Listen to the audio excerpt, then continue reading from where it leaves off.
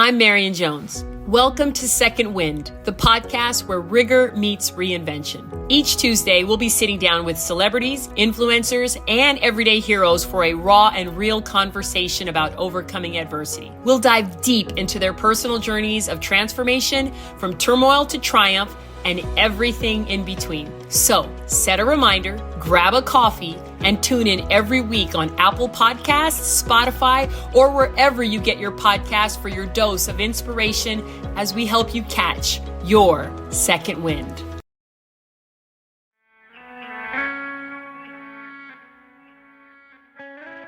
This is Hear Her Sports, the female athlete podcast for everyone who loves stories by and about women. In each episode, I introduce a female athlete or a woman in sport. I talk to women from all over and from lots of different sports. They share insights from their life and their sport, things that we can use ourselves. I'm your host, Elizabeth Emery. Hello and welcome. In this episode, we'll hear about being a visually impaired ski racer, asking for what you need without getting angry, effective communication, and turning an individual sport into a team sport. Joining me in today's conversation is Staci Mannella. Staci is a Paralympic alpine ski racer. She raced in both the Sochi 2014 and Pyeongchang 2018 Paralympic Games. Now, she is a third-year Ball State University PhD student with a focus on sports and performance, with a special interest in athletes with disabilities. This month, Staci is beginning her work as a mental health therapist and mental performance consultant in training at Scotty Sports Psychology. And if that name sounds familiar, Erin Ayala, the founder of Scotty Sport, was on Hear Her Sports not that long ago. Staci was born legally blind, and she needed a guide to ski race. She describes that relationship between herself and the guide and the training involved for effective communication. Her racing days are now over, and her schooling is reaching its end, so she is ready to become more active again. Staci revealed a running goal in the episode, so we talked about finding guides, what's involved in being a guide for visually impaired athletes, and the different ways that can work in running. As she said, for her, being physically active is very much tied to connection with other people. She can't, for example, just decide, spur of the moment, to hop in a car and go for a run in the woods by herself. Since Staci is on her way to becoming a counselor, we also discuss how helpful it is to work with a sports psychologist if you are an athlete.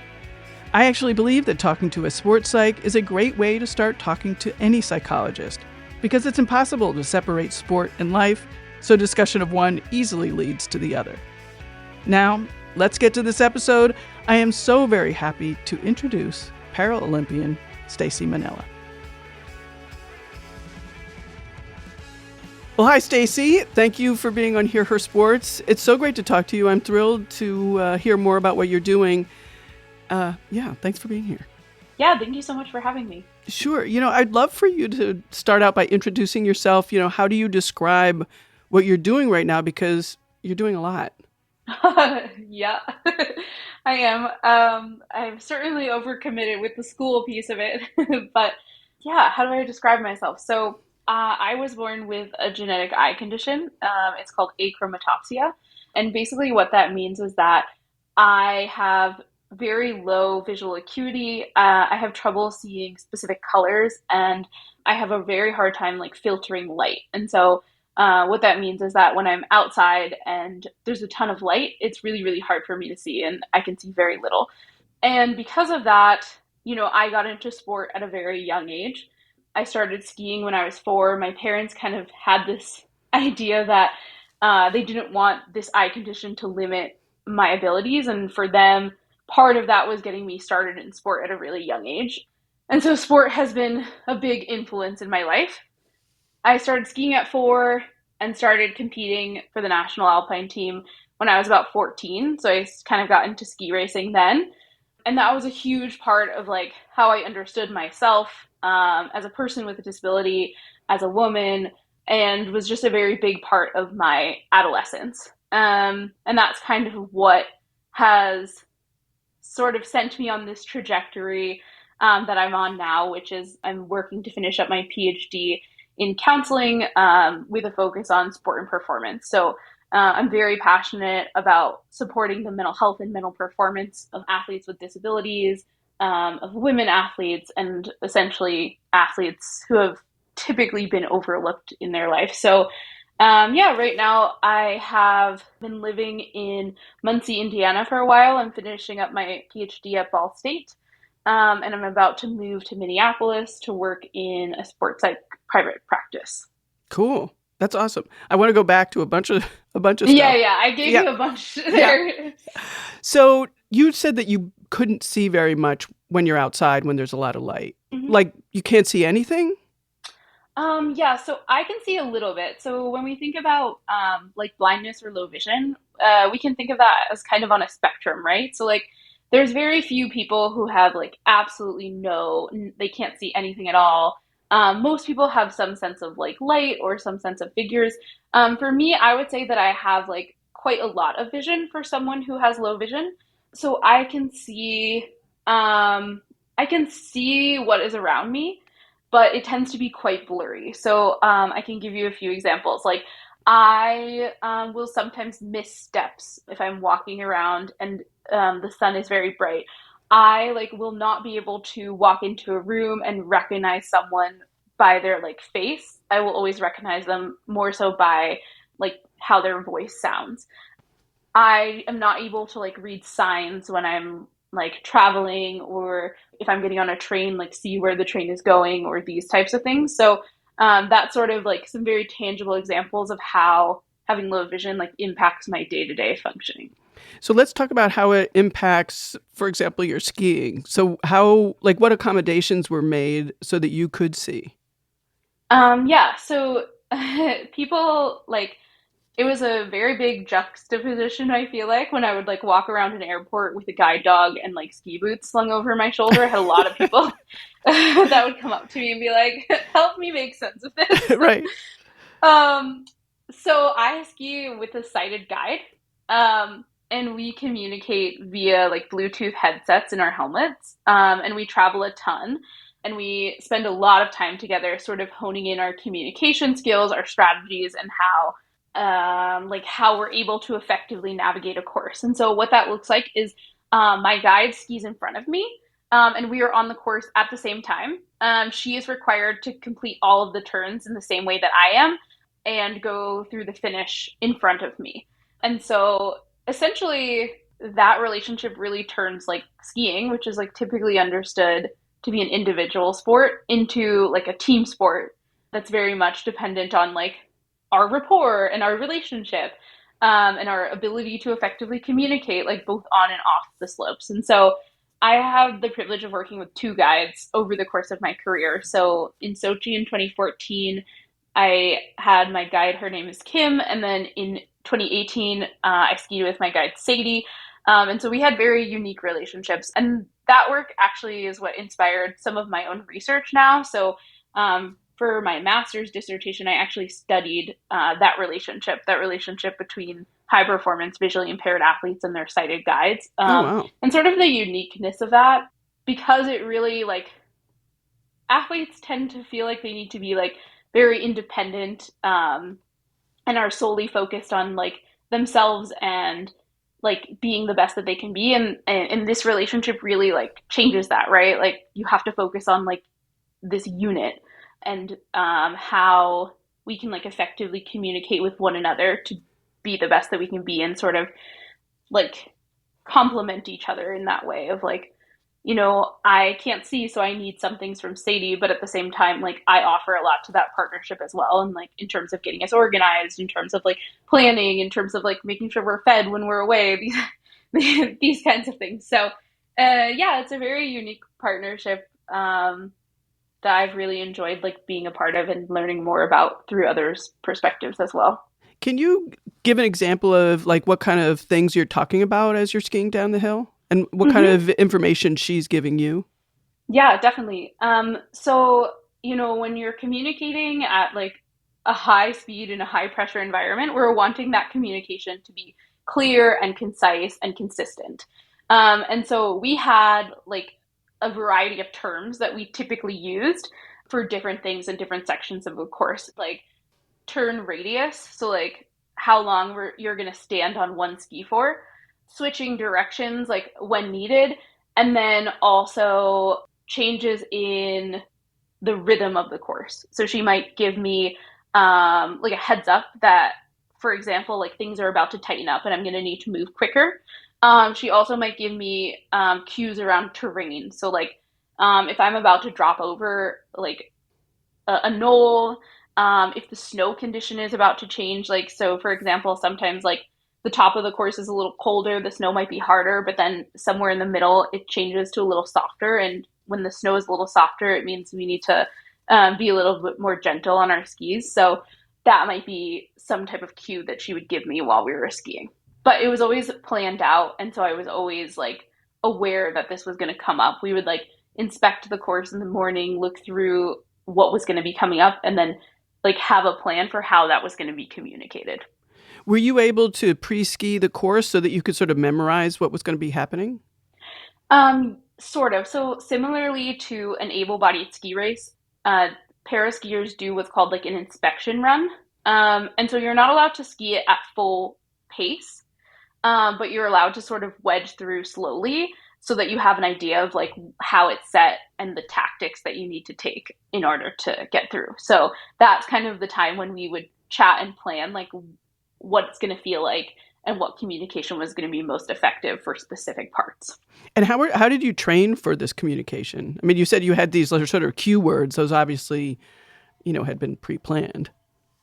Yeah, in terms of training, it just takes a lot of time together. So we like we're based out of the same mountain when we were training full time, and so like we were training on snow probably 5 days a week, and that's how you sort of hone in your communication. And you just like try different things, and if it doesn't work out, then you change it up and do and figure out what is going to be most effective. So I was going to ask you, like what are the challenges of being a visually impaired athlete?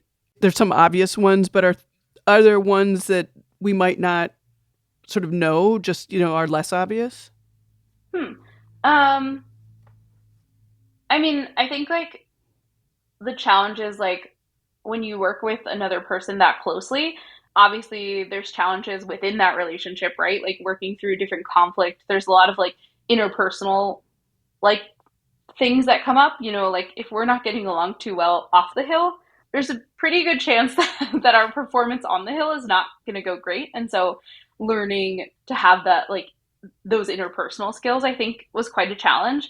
I think navigating different spaces, right? Like when I was an athlete, I was traveling to like typically like 2 weeks of every month during the ski season. We were going somewhere else. We're like moving from place to place really quickly. And I think traveling and learning and navigating those types of new spaces can be really hard.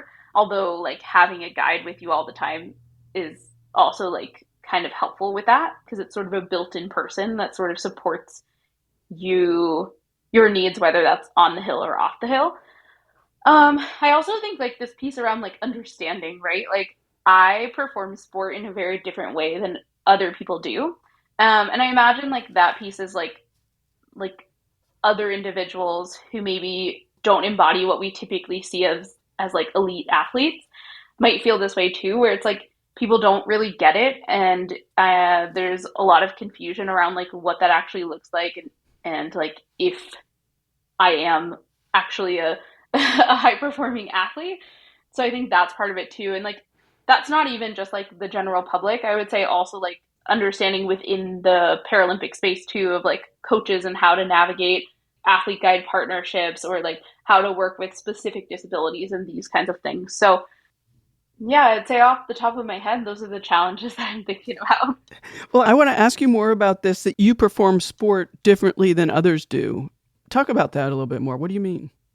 Yeah, I just think like when we think about high performance ski racing, right? Like what I do looks a little bit different because I have two people, because we're talking the whole time, because that relationship is such a big part of like how I'm able to perform. And it's like this very big, having those two identities, I feel like of high performance athlete and person with a disability, these tend to be like thought of as like polar opposites, right? Like oftentimes it's assumed that like people with disabilities are like not super capable, not super fit, not able to do a lot of these things. But then me as a high performance athlete, that's like kind of counterintuitive. And so I would say that's kind of how I see myself, as like looking different than like your typical like skier, able-bodied skier. And what do you feel is the same as being an able-bodied athlete? I would say like the time and work and commitment and resilience. A lot of the tactics are the same. Like there's a ton of overlap still too, right? Like my techniques for skiing are the same. Yeah, just like my desire, or at least when I was skiing, like that desire to wake up every day and like be a better version of myself than I was the day before. I feel like that's sort of the drive that drives all athletes, right? Yeah, for sure. Yeah. You said that sport, when you were introducing yourself, you said that sport was a big influence on your life. Talk about maybe that and in what ways. I mean, I'm assuming it's this drive that you were just talking about, but also some other stuff. Yeah, totally. Like I think about that in my work now too, of like all the skills that sport teaches us that will later be like a really big part of how we show up in the world as like humans and professionals and like after sport, right? Like sport is always like when I talk to my athletes about this that I work with now, sport is always temporary, right? Like it's something we're working towards, but it tends to be something that at some point is going to end in our life. And so like how can we be most prepared with what we've learned from sport to like succeed after sport? Um, for me, like I had a really unique experience. I grew up in the high performance disability sport movement. What that looked like was like I was going to high school part time and I was traveling almost full time as like a 15, 16, 17-year old, right? I think it taught me a ton, like just like the exposure to different people, different cultures, different experiences, like has made me like flexible and inclusive in the way that I show up in the world. My career in general, like it's taught me obviously to be a really hard worker. It's taught me like to come back after failure to like get back up and keep moving forward. Yeah, it's taught me to be like accepting of myself, accepting of other people. It's taught me to really fight for like what I want and what I need, and like has really just given me the work ethic that I have now that like continues to show up in my life as a student or my life in like my relationships outside of sport. So I'm very grateful for that opportunity. And like, what I really love about my work now is that I get to sort of show people um, the ways that sport can benefit them broadly. How are you staying active now? That's a great question. So I've been thinking a lot about this. Right now, I ride horses. I have a horse that I just bought that I've been training for a while. And so that's part of how I stay active. It's been really tough, to be honest, where I live right now in Indiana. It's just quite a challenge to like stay outside. There's not like the same culture of like fitness and like outdoor spaces that have been in other areas of the world that I've lived in. But it's something I've been thinking about a lot for when I moved to Minneapolis. I was thinking about either getting more involved in the cycling community or potentially, I don't know if I want this on a podcast, but potentially training for a half marathon. I'm not like the best runner. I can run like a 5K, but I just thought it would be good for me to have like more of an athletic focus again. I think for a while, like after I had left sport, I didn't really want that. Like I kind of wanted to separate myself a little bit and like move just to feel good in my body. Like, you know, I still go to the gym and that kind of thing. But now I'm kind of at the point where I feel like I've been separated enough. I've been really focused on school for a long time and I'm like kind of ready to like have some kind of goal again. Yeah, so When you we'll were see. talking about wanting to do maybe a half marathon or get into the cycling world, I mean, instantly I was like, wow, that sounds like a lot of sort of logistical planning that able-bodied people don't have to think about.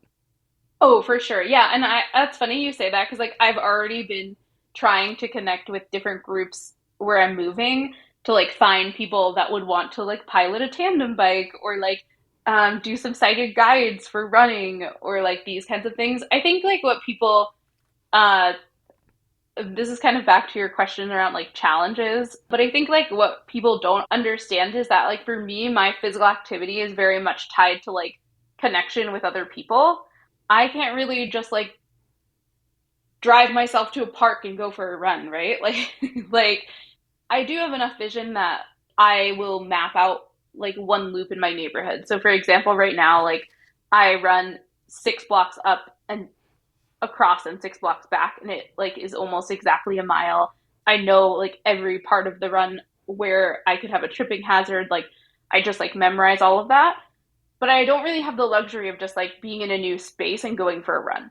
So it requires like some coordination, and it requires like other people being willing to like support me in that pursuit.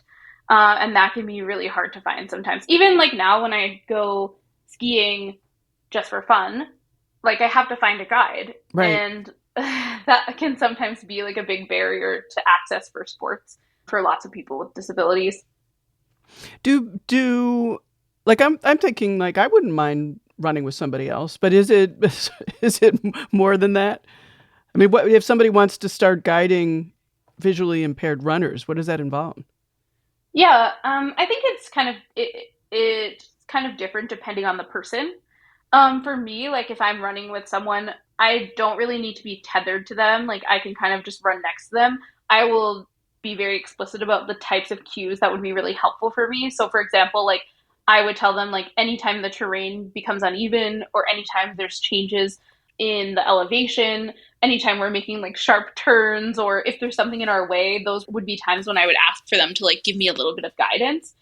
For other people, it can look a little bit different. So, like for someone with less vision than I have, they might appreciate like being tethered, which is like when you each hold on to a rope, and then obviously like letting the blind or visually impaired athlete kind of dictate the cues that are going to be most helpful for them. But I think that a lot of people, one of the barriers of getting involved is that it scares a lot of people to guide. And every single time that I've recruited someone new to guide, they say they're scared at first, and then they're like, oh, actually, like, this is fun and not that bad. It does sound a little scary, actually. Yeah. A lot of responsibility, I guess. Yeah, exactly. That's what people are a little intimidated by, but I don't know. Yeah. Well, you competed in 2 Paralympics and you've won a bronze at World Championships. You know, like how did elite training and racing impact your current interests that you're now working on, the research and working with athletes? Yeah, definitely. So when I was competing, I started working with a sports psych through the U.S. national Paralpine team. Um, Why did you start working with that person? um, I did exactly what I tell people not to do. I was like in crisis, and I had been injured. I was not performing well. I was like feeling this like immense pressure leading into the Pyeongchang games. And at that point, I reached out to the sports psych and we started working together. And I like kind of started to realize like, oh, like this could have been really helpful for, for me for like a long time. I had access to this as an athlete and like I never really took advantage of it until like I was in crisis. Right. Athletes like tend to come to us when things are not going well. And I'm very happy that they do come to us because we can support them and provide them with some skills. However, like it's great to show up before that because when we think about mental performance, when we think about like supporting our mental health, like it's often skills that we need to practice, right? In the same way that we show up to practice every day and we practice the physical pieces of sport, like we need to integrate these types of skills into our routines. And so when you show up just in catastrophe, it can be a little bit challenging to see changes. But anyway, that's what I did. Well, I love that idea that it's a practice. I don't know. It seems that a while ago, you know, there was so much stigma to go to a sports psych or any psych. And so it's interesting to think about, to frame it around practice. Yeah, absolutely. And I think like some of that comes from this idea that like our athletes are invincible, right? Mm. That they're mentally tough without any support. and that like basically like we can just work through all of these mental health concerns on our own. And like we also know that that's not true, and we've seen that like showcased as an example from lots of athletes in the last several years, right? Sure. Like prioritizing mental health. And yeah, so like these are skills and choices that we're making. And like also athletes are put under this like immense pressure in these systems that sometimes make it really hard to succeed in, right? And so that additional sense of support I noticed for myself was like really helpful. And so when I was starting to sort of think of like after sport, what I wanted that to look like for me, I think about, oh, like, wouldn't it be really cool given my previous experiences of like training to be a sports psychologist and being able to support athletes with disabilities? And so when I started to look into that a little bit, I actually realized like there was not a ton of work that had been done in the sports psych space for athletes with disabilities. And that's what sort of got me interested in research and interested in the practice. So I did a master's at the University of British Columbia in the School of Kinesiology just to do some research. And that's where I did that athlete guide study, looking at that relationship. And I really started to see like the contribution to research for me as like an important part of my career trajectory, just because, you know, it feels to me like I see it as like there's two parts of my career. One is like the broader like research part, which to me is like giving back to the community by like creating a new like new knowledge around like how we can best support athletes with disabilities. And then the other piece is that like individual one-on-one piece, which like I feel like I get through my clinical work, through my work with athletes, like the sense of connection that you get by just like having the privilege to like sit with someone and work through some of these challenges that come up within these sport systems that like I'm quite familiar with because of my like experiences as an athlete. You said that as a USA para athlete, you did have access to mental health stuff. So some work had been done. Or were they just sort of giving you to somebody who didn't know anything about para athletes? Oh, yeah. No, I mean, the people I was seeing, they had a ton of experience with their own clinical work. I was referring more so to like the research side and the like Mm, empirical based evidence that supports specifically athletes with disabilities. So like got it. as we mentioned before, like while there's a ton of overlap, there's also some difference. Specifically like in the disability community, people have a lot of diverse experiences and diverse needs, right? And so how can we account for that in the interventions that we're providing? Do you have a focus that you want to concentrate on when you do your research? I would say that like my focus tends to be like very broadly like the intersections of athlete mental health, disability, sport, cultures, and like experiences of disabilities. And I know that sounds like super broad and, and super academic, but like my first big study was like that athlete guide relationship study. My dissertation will look at like the experiences of athletes with disabilities and their interactions with like the media, and Interesting. what it's like for them, specifically ones with acquired disabilities, to have to like tell and retell these like stories of trauma that they've experienced Right. and how that might impact them like in the short term and the long term and what that's like for them. So if that kind of gives you a little bit of an idea of my No, it does, and interest. and media is such an interesting thing because I would expect that a lot of the interviews are not about the competition, but they're about the disability or, like having to explain. Am I Yeah, exactly. okay? Exactly. Yeah. Yeah, like a ton of the media tends to focus on like what we call like the disability origin story. Like, Right. how did you become disabled? And like, what is it actually like for these athletes to have to like continuously tell stories about like probably like the worst day of their lives, right? To people that like maybe they don't have relationships with. Like, when I think about my clinical work, I do a lot of work with people who have histories of trauma, right?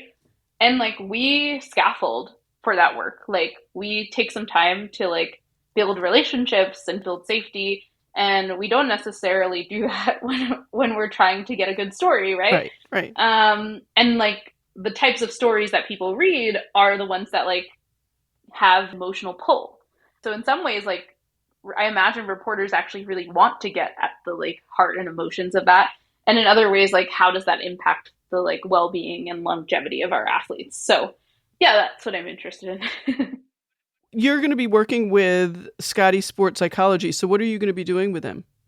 Yeah, so I'm really excited about my X-Prac opportunity next year with Scotty Sports Psychology. So for them, I am going to be coming in as a clinician. And so I will be able to provide both mental health services as well as like mental performance consulting for clients within that practice.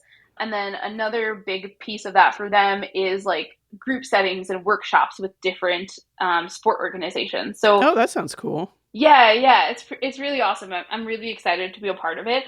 So those workshops focus on like the mental performance aspects of sport. So things like identifying athletes' values and like creating committed action steps towards those values. I've done a ton of work in the group space around like self-advocacy skills and how athletes can do a better job of like advocating for themselves in these different sport environments. Um, like things like goal setting for our athletes. So these types of skills that just help with mental performance in local sport organizations. So the one thing that I really love about Scotty is that they're very committed to creating more inclusion in sport. And so they do a ton of work with different nonprofits, supporting women, supporting like just like people, like I mentioned before, like people that show up in sport in ways that maybe we are not like normative and don't look exactly like we would expect of elite athletes. And so, yeah, I really couldn't have. Aaron found me on a listserv. Oh, wow. And I really couldn't have come up with a better fit in terms of a practice that will like take me in and allow me to sort of explore this interest I have with people with disabilities. And then I'll also be continuing my work with the Sisters in Sports Foundation. So that is a nonprofit organization that supports women with disabilities getting involved in sports. Danielle Umstead is the CEO of that. I've done a ton of like group workshops with them as well on mental performance, kind of creating a community for women with disabilities in sports. So yeah, I'm super excited about all of that. It sounds like you're going to be busy. One of the things that you mentioned was self-advocacy skills. And that was one of the things that you mentioned to me before we recorded. That was one of the super important things and what you love to talk about. I'm intrigued by that. Like, tell me more what that means and how it looks. Yeah, definitely. So I've done a lot of work kind of developing curriculum around self-advocacy, and it started for women with disabilities and has kind of expanded a little bit. But essentially, like some of the challenges is that like our systems don't tend to support the needs of people with disabilities. And at the same time, like outcomes are better when we like teach skills that allow women to advocate for what they need or people with disabilities to advocate for what they need. So um, with that in mind, like I've done a lot of work in like drawing from education research and creating some workshops around self-advocacy. So it was geared towards like women with disabilities, athletes in the beginning, to sort of help like sharpen their skills around like how can they identify what they need and then like effectively communicate that to them. And I see that as like really important in the disability sports space because these are spaces that are like typically dominated by like able-bodied individuals, and oftentimes athletes with disabilities are sort of thrown into that environment. And because like oftentimes these environments are dominated by men, I see that as especially important. I think like women with disabilities in athletic spaces like have a tendency to feel like someone's doing a favor for them to be allowed in those spaces. And so my goal in those workshops is to like kind of communicate that like they do belong and it is okay for them to ask for what they need in order to make that experience better for them and in order for them to feel a stronger sense of like inclusion and belonging in sport. It's so interesting that you are talking about belonging, because that was one thing I thought about a lot when I was preparing to talk to you, because it is so important. And to me, it gets to a lot of the issues I think about, speaking of Erin, who runs Scotty Sports Psychology, we talked about that when she was on the show, sort of like, if it is a male-dominated sport, it isn't like the women feel like they belong. Yeah, totally. I think like historically, sport was built for only like a certain type of person, right? Typically, like sport is dominated by like white, heterosexual, able-bodied men. Right. And so when we deviate from that, there certainly is challenges to that sense of belonging, and we need to be a little bit more deliberate about like how we create that for people so that people are like called in versus called out. And I also think the self-advocacy skills, to me, what comes to mind is being able to ask for what you want without doing what I do, which is like, God damn it, I should be allowed to be here, and get all, get all irritated before I've even had any kind of conversation. Yeah, for sure. Like, it makes sense to me. Like, our anger tells us something important, right? And at the same time, like, how can we manage our emotions in a way that is still going to get us where we need to go, sure, right? Yeah. It's still going to allow us to have effective conversations. I'll talk with you all day about how this makes me really angry, right? But at the end of the day, like, to get where we need to go, we need to be able to effectively communicate that with the people who can actually make changes. Sure, yeah. So you are working with athletes already? Yes. I have worked with athletes for the past several years throughout my training at Ball State. So I worked in the athletics department here supporting collegiate athletes. And then I will work with Erin for sort of the last year of my schooling under her supervision. What will that look like? You'll have individual clients and they'll come into the office or whatever? Yes. So I am available to see clients starting in June, and that is like individual clients can sort of schedule sessions with me, and then Erin will sort of oversee that work since I'm not licensed yet. Mm-hmm. We'll sort of meet once a week and just make sure that those clients are getting the best care that we can offer them. Great.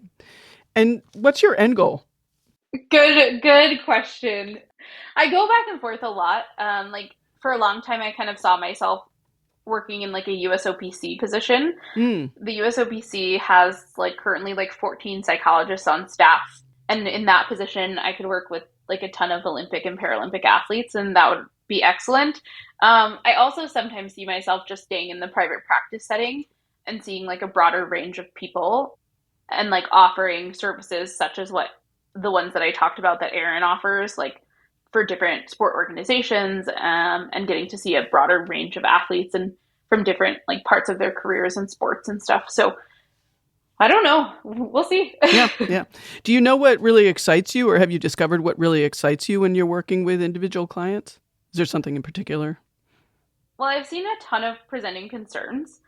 I really like the interpersonal work. Like I really love connection, both like the connection with me and the client, but also like understanding the client's relational patterns and working through like interpersonal concerns with clients.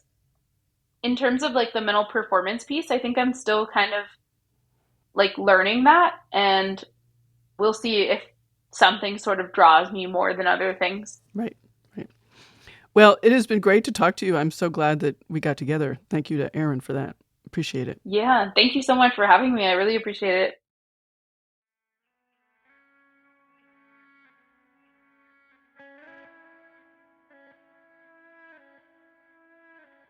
This week, I'm going to thank both Staci and also Erin Ayala of Scotty Sports Psychology for introducing me to Staci. Erin is doing terrific work in her community, and it is awesome. She provides internships to students like Staci, and also awesome that she supports Staci by introducing her to people like me. I just love it. You can hear from Erin herself in episode 182. Erin and I discuss the struggles of being a woman involved in male-dominated sports, athlete identity, gravel racing, being prepared on competition day, nerves, anxiety, racing with confidence, the pain cave, performance slumps, and different types of goals and how they work. As you can see, it was a very full episode, so check it out. As always, I so appreciate all of you for tuning in. Remember to find the show notes for this and all the episodes at hearhersports.com. Also find a link to our affiliate partner, Do Yoga With Me. If you are looking for yoga you can do at home on your own schedule, Do Yoga With Me is absolutely fantastic. Support Hear Her Sports by joining Do Yoga With Me classes from the show notes page of this episode, or go to the support tab on our website at hearhersports.com/support. Well, that's it for this week. I will see you in 2 weeks. Bye-bye.